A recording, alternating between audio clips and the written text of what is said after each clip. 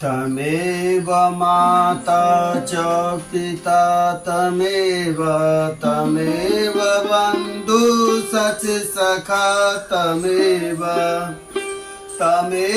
विद्याधर्मिणं तमेव सर्वमं देवदेव। श्री दुर्गा देव्यै नमः। प्रथम अध्याय मेघा ऋषि राजा सूरत और समाधि को भगवती की महिमा बताते हुए मधु और केटव वध प्रसंग सुनना। प्रथम चरित्र ब्रह्म ऋषि महाकाली देवता गायत्री छंद नंद शक्ति रक्त दंतिका बीज अग्नि तत्व और ऋग्वेद स्वरूप है। श्री महाकाली देवता प्रसन्नता के लिए प्रथम चरित्र जप विनियोग किया जाता है। भगवान विष्णु के सो जाने पर मधु और केटव को मारने के लिए कमल जन्मा ब्रह्मा जी ने जिनका स्मरण किया था, उन महाकाली देवी का मैं सेवन करता हूँ।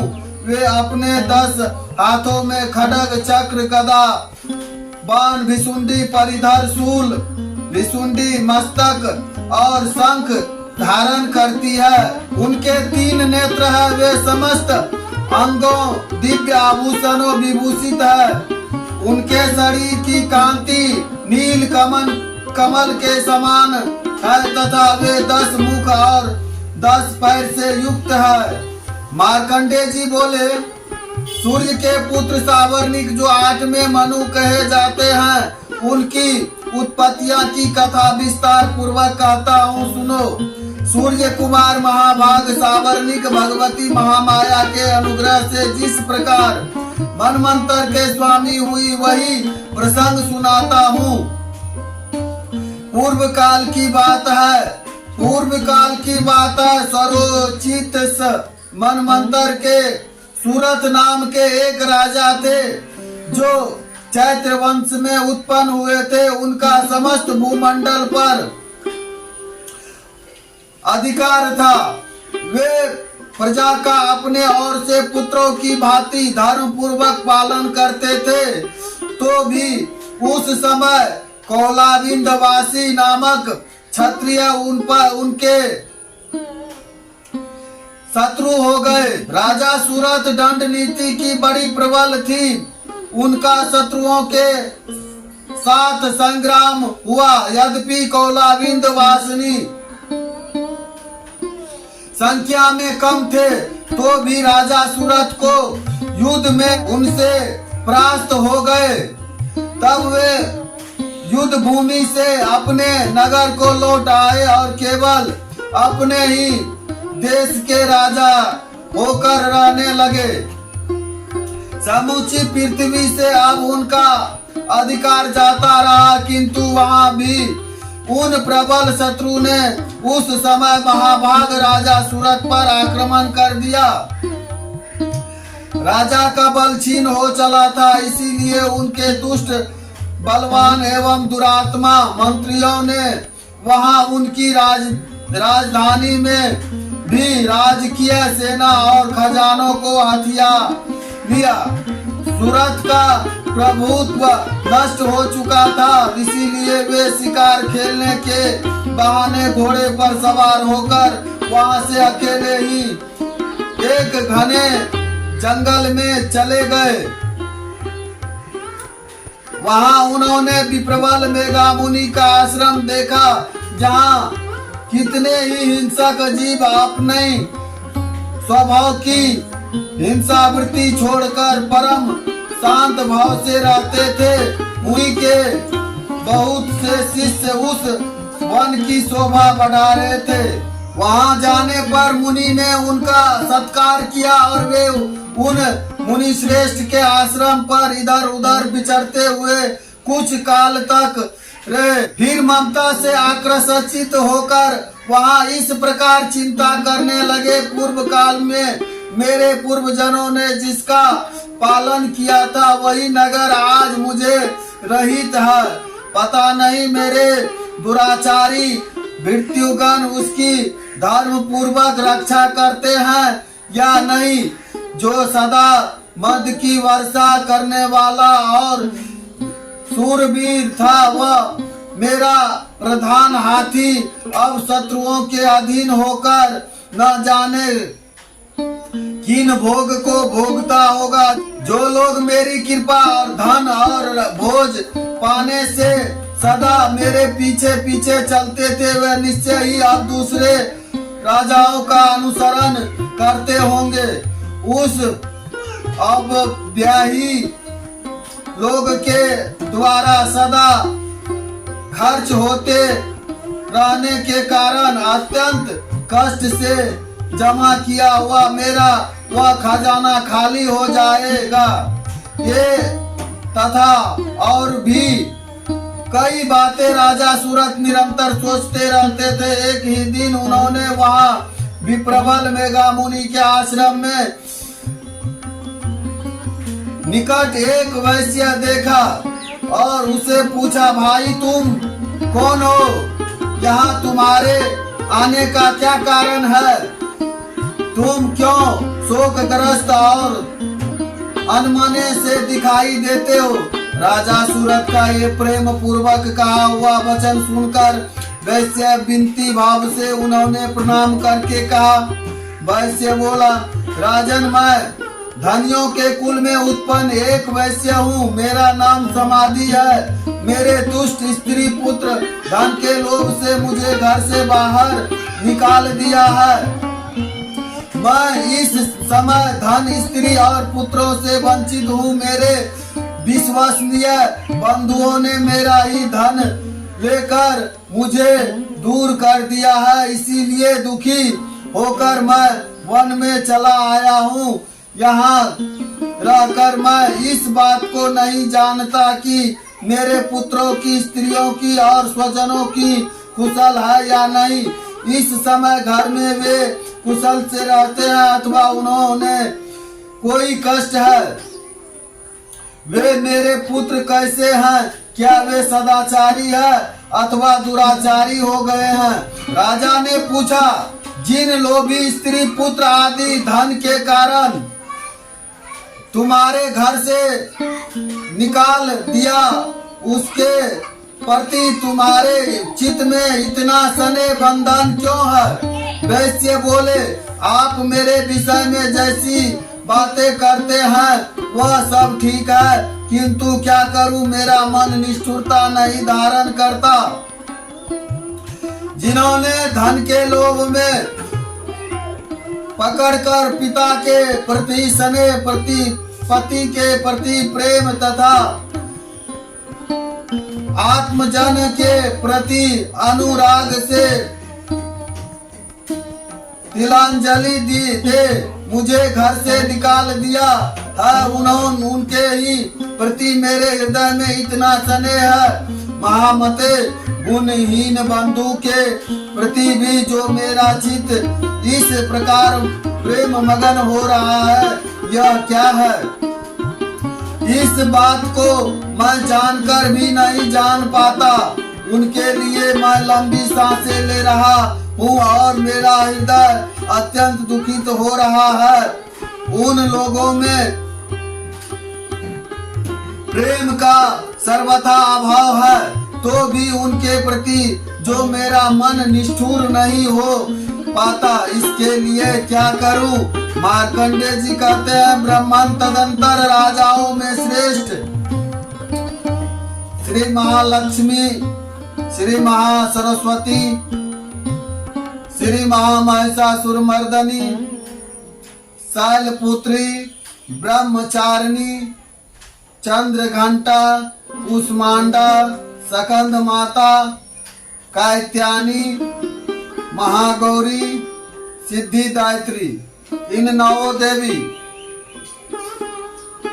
सूरत और वह समाधि नाम का वैश्य दोनों साथ साथ मेघा मुनि के सेवा में उपस्थित हुए और उनके साथ यथोयज्ञ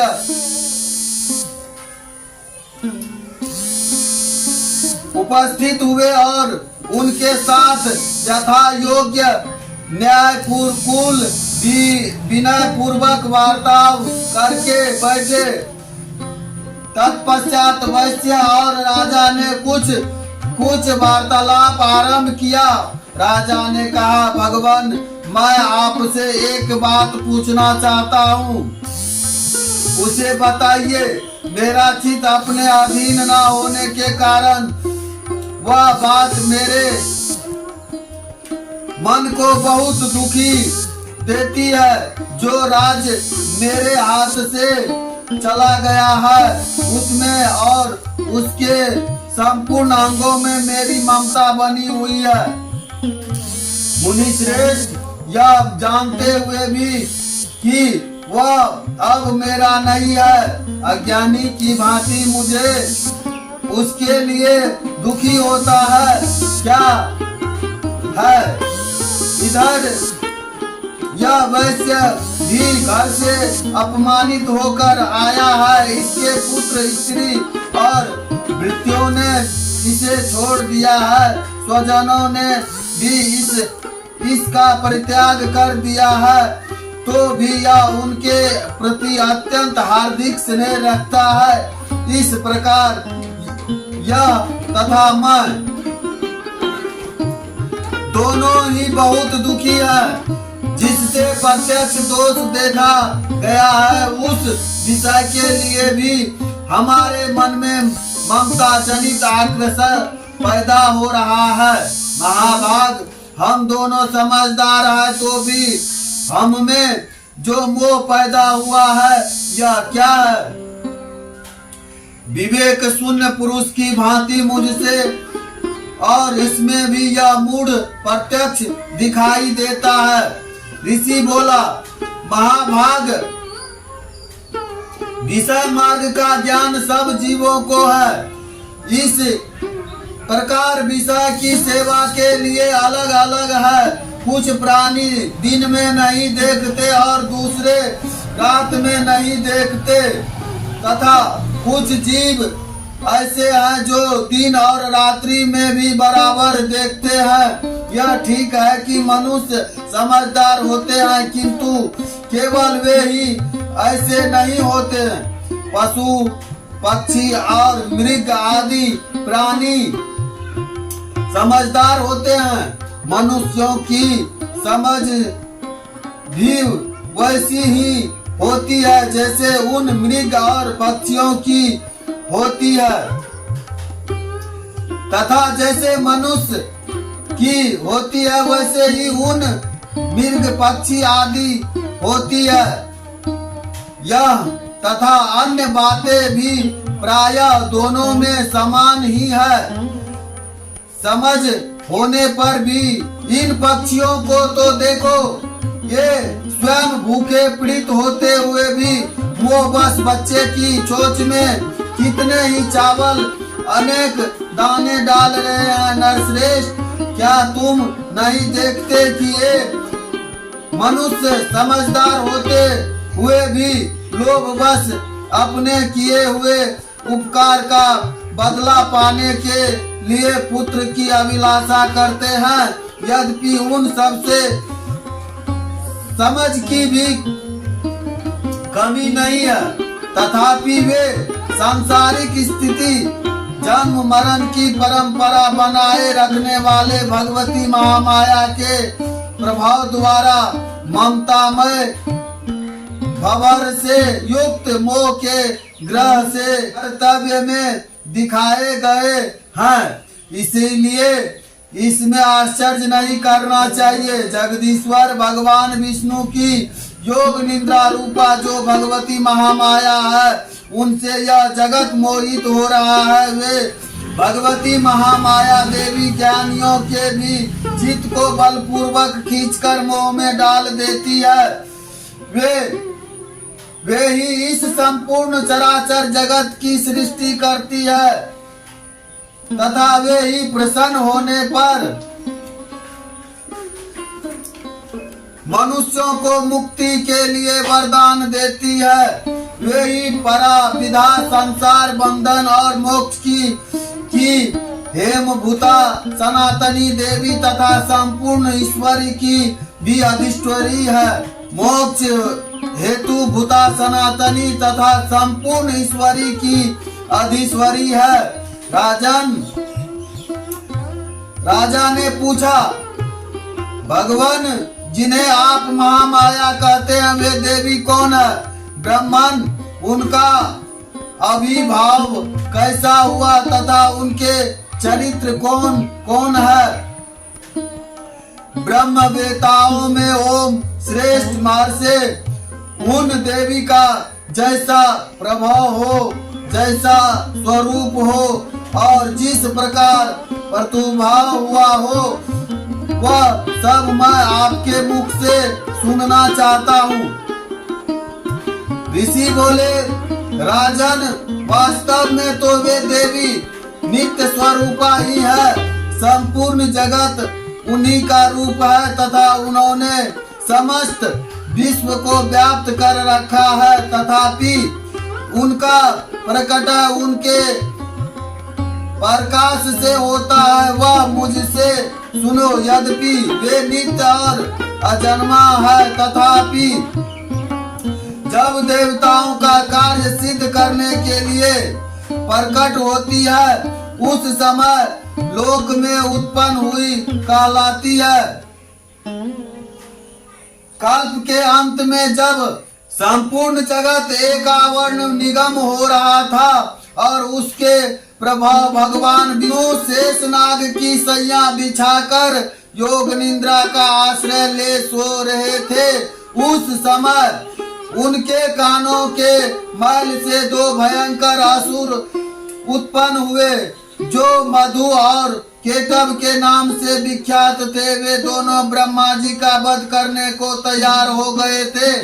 भगवान विष्णु के नाभि कमल में विराजमान प्रजापति ब्रह्मा जी ने जब उन दोनों भयंकर असुरों को अपने पास आया और भगवान को सोया हुआ देखा, तब एकाग्रचित होकर उन्होंने भगवान विष्णु को जगाने के लिए उन्होंने नेत्र में निवास करने वाली योग निद्रा सतवन आरंभ किया, जो इस विश्व की अधीश्वरी जगत को धारण करने वाली, संसार का पालन और संहार करने वाली तथा तेज स्वरूप भगवान विष्णु की अनुपम शक्ति उन्हीं भगवती योग निद्रा की भगवान ब्रह्म स्तुति करने लगे।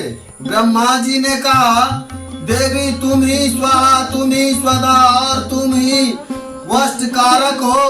स्वर भी तुम्हारे ही स्वरूप है। तुम ही जीवन दायिनी सुधा हो। नित्य अक्षर प्रणव में आकर उपकार मकर इन तीनों माताओं के रूप में तुम्हारी स्थित हो तथा इन तीनों मात्राओं के अतिरिक्त जो बिंदु रूपा नित्य अद्र मात्रा है, जिसका विशेष रूप से उपचार नहीं किया जा सकता, वह भी तुम्हारी हो। देवी तुम्हारी संध्या सावित्री तथा परम जननी हो। देवी तुम ही इन विश्व ब्रह्मांड धारण करती हो। तुमसे ही इस जगत की सृष्टि होती है, तुम ही से इसका पालन होता है और सदा तुम ही कल्प के अंत में सबको अपना ग्रास बना लेती हो। जगन्मयी देवी, इस जगत की उत्पत्ति के समय तुम सृष्टि रूपा हो, पालन काल में स्थित रूपा हो तथा कल्पनाथ के समय संहार धारण करने वाली हो। तुम महाविधा, महामाया, महामेघा, महाश्रुति, महामोह रूप महादेवी और महेश्वरी हो। तुम ही तीनों गुणों को उत्पन्न करने वाली सबकी प्रकृति हो। भयंकर काल रात्रि, महारात्रि और मोह रात्रि भी तुम ही हो। तुम ही श्री, तुम ही ईश्वरी, तुम ही ह्रीं और तुम ही बोध स्वरूपा बुद्धि हो। लज्जा, तुष्टा, शांति और क्षमा भी तुम्हारी हो। तुम खड्ग धारणी, शूल धारणी, घोर रूपा तथा गदा, चक्र, शंख और धनुष धारण करने वाली हो। बाण, विशुंडी और परिधर ये भी तुम्हारे अस्त्र हैं। तुम सोममय हो और सोमतर हो। इतना ही नहीं, जितने भी सोममय एवं सुंदर पदार्थ है उन सब की अपेक्षा तुम अधिक सुंदरी हो। पर और अपर सबसे परे रहने वाली परमेश्वरी तुम्हारी हो। सर्वेश्वरी देवी कहीं भी सत असत रूपा जो कुछ वस्तुएं हैं और उन सब की जो शक्ति है वह तुम्हारी हो। ऐसी अवस्था में तुम्हारी स्तुति क्या हो सकती है? जो इस जगत की सृष्टि, पालन और संहार करते हैं उन भगवान को भी जब तुमने निद्रा के अधीन कर दिया है तब तुम्हारी स्तुति करने में यहाँ कौन सामर्थ हो सकता है? मुझको, भगवान शंकर को तथा भगवान विष्णु को भी तुमने ही शरीर धारण करवाया है, अतः तुम्हारी स्तुति करने की शक्ति किसमें है? देवी, तुम तो अपने ही इन उदार प्रभाव से ही प्रशंसित हो। ये जो दोनों दुर्धर्ष असुर मधु और केटव, इनको मोह में डाल दो और जगदीश्वर भगवान विष्णु को शीघ्र ही जगा दो। साथ ही इनके शरीर के भीतर इन दोनों का महान असुर का मार डालने की बुद्धि उत्पन्न कर दो। ऋषि कहते हैं, राजन, जब ब्रह्मा जी ने यहाँ मधु और केटव को मारने के लिए उपदेश भगवान विष्णु को जगाने के लिए तमोगुनी अधिष्ठात्री देवी योग निद्रा की इस प्रकार स्तुति की। भगवान के नेत्र, मुख, नासिका, बाहु, हृदय और वक्ष वस्तल से निकलकर अव्यक्त जन्मा ब्रह्मा जी की दृष्टि के समक्ष खड़ी हो गई। योग निद्रा से मुक्त होने पर जगत के स्वामी भगवान जनार्दन उस एक वर्ण के जल में शेषनाग की सैया पर जाग उठे। फिर उन्होंने उन दोनों असुर को देखा। वे दुरात्मा मधु और केटव अत्यंत बलवान तथा पराक्रमी थे और क्रोध से लाल आंखें किए ब्रह्मा जी को खा जाने के लिए उद्यत होकर रहे थे। तब भगवान श्री हरि ने उठकर उन दोनों के साथ 5000 वर्ष तक केवल बाहु युद्ध किया। वे दोनों भी अत्यंत बलवान के कारण उन्मत्त हो रहे थे। इधर महामाया ने भी उन्हें मोह में डाल रखा था, इसीलिए वे भगवान विष्णु से कहने लगे, हम तुम्हारी वीरता से संतुष्ट हैं, तुम हम लोग से कोई वर मांगो। श्री भगवान बोले, यदि तुम दोनों मुझ पर प्रसन्न हो तो अब मेरे हाथों मारे जाओ। बस इतना सा ही मैंने वर मांगा है, यहाँ दूसरे किस वर का क्या लेना है। ऋषि कहते हैं, इस प्रकार धोखे में आ जाने पर जब उन्होंने संपूर्ण जगत में जल ही जल देखा तब कमल नयन भगवान से कहा, जहाँ पृथ्वी जल में डूबी हुई ना हो, जहाँ सूखा स्थान हो, वहीं हमारा वध करो। ऋषि कहते हैं, तथा अस्तुत का कर शंख चक्र और गदा धारण करने वाले भगवान ने उन दोनों के मस्तक अपनी जांग पर रखकर चक्र से काट डाले।